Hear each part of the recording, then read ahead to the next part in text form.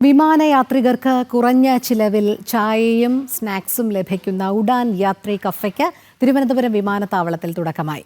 കേന്ദ്ര വ്യോമയാന വകുപ്പ് മന്ത്രി റാം മോഹൻ നായിഡു കഫേ ഉദ്ഘാടനം ചെയ്തു. കേരളത്തിലെ ആദ്യ ഉഡാൻ കഫേക്കാണ് തിരുവനന്തപുരത്ത് തുടക്കമായത്. തിരുവനന്തപുരം ശംഖുമുഖത്തെ ആഭ്യന്തര ടെർമിനലിലും ചാക്കയിലെ രാജ്യാന്തര ടെർമിനലുമായി രണ്ടിടത്താണ് കഫേ പ്രവർത്തനം ആരംഭിച്ചത്. ഉഡാൻ യാത്രി കഫേ എന്ന പേരിൽ ആരംഭിച്ച സ്ഥാപനം കേന്ദ്ര വ്യോമയാന വകുപ്പ് മന്ത്രി റാം മോഹൻ നായിഡു ഉദ്ഘാടനം ചെയ്തു. യാത്രികർക്ക് കുറഞ്ഞ ചിലവിൽ ചായയും സ്നാക്സും വിതരണം ചെയ്യുന്ന പദ്ധതിയാണ് ഉഡാൻ യാത്രി കഫേ.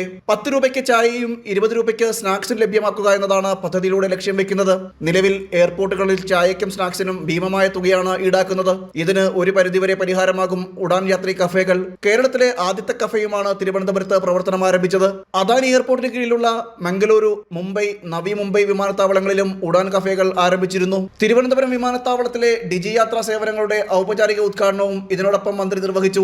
ആഭ്യന്തര യാത്രക്കാർക്ക് വളരെ ലളിതമായി വിമാനത്താവളത്തിൽ പ്രവേശിക്കുവാനും ചെക്കിംഗ് നടപടികൾ പൂർത്തിയാക്കുവാനും സഹായിക്കുന്ന ഡിജി യാത്രാ പദ്ധതിക്കായി 4 ഗേറ്റുകൾ സജ്ജീകരിച്ചിട്ടുണ്ട്. ട്രയൽ ഓപ്പറേഷൻ കാലയളവിൽ ഏകദേശം 21% യാത്രക്കാർ ഈ സേവനം പ്രയോജനപ്പെടുത്തിയതായി വിമാനത്താവളം അധികൃതർ അറിയിച്ചു. ജനം, തിരുവനന്തപുരം.